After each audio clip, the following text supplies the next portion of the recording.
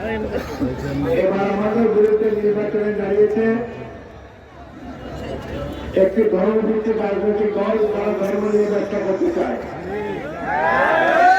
নামের শেষে ইসলাম আছে, নামের শেষে ইসলাম থাকিয়ে সেটা ইসলামী দল হয় না। আমরা কি ইসলাম দলের বাইরে নাকি?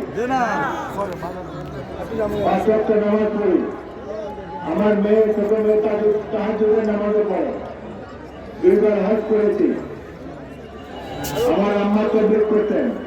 আমি একটি ধর্মপ্রাণ পরিবারের সদস্য। ইসলাম ধর্মের অনুশাসন, হাদিস কোরআনের নির্দেশ আমাদের জন্য সবসময় প্রিয় রাজ্য। সুতরাং আমাদেরকে জামাত ইসলামের কাছ থেকে ইসলাম শিখতে হবে না।